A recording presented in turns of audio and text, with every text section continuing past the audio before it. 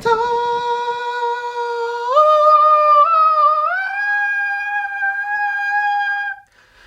Heute ist Dienstag, daran wird's ja gedisst.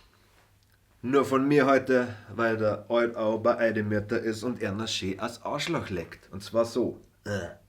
Und auch mir gegen einen Strich. Weil das mögen's nicht. Gut, fangen wir gleich an. Hey Putzi, du Homo. Ich hab mich gefragt, wer disse die klauen. Ich weiß. Ich friss einen Zentner Spargel und ich piss in dein Maul. Ich piss so lange auf die, du kriegst Probleme mit deinem Kreislauf. Aber hey, deine Mutter übernimmt und macht dir Scheißmaul gleich weit auf.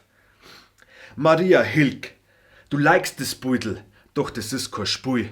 Reduziere die auf deine Titten, reduziere die auf nicht viel. Und ich kann dir sagen, dass ich die Bums und sauber bei dir aufbock, doch bevor ich die fick, backt mein Schwanz sein Sack und haut ab. Kann kotzen.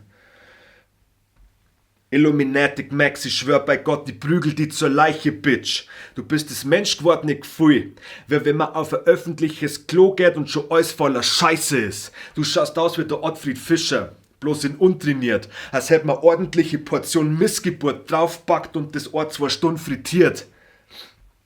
Und zu guter Letzt, Helene Murbock. Bring mir deinen Schwuchtelfreund her und du kannst sehen, wie ich zubox. Und zwar so lang, bis er sich von oben bis unten vollgeschissen hat und ein bisschen Blut kotzt. Und wenn das nicht langt, schneid ich ihm die Luft mit einer alten Schnur ab, den Hurmbock. Ja, ist so. Ich hab deinen Freund beleidigt, weil der 36 ist und du 12. Also geh ins Bett, du kleine Missgeburt, wahrscheinlich bist du auch nicht mehr auf. So, das war's. Wie habt es gefunden? Schreibt was in die Kommis, lasst ein Like da, abonniert unseren Channel und vor allem fickt euch ganz, ganz tief in euer Arschloch. Danke. Kid Rap Los Brudalos. Beim nächsten Mal vielleicht nur der Altau, vielleicht dann nur ich, vielleicht ist gar keiner da.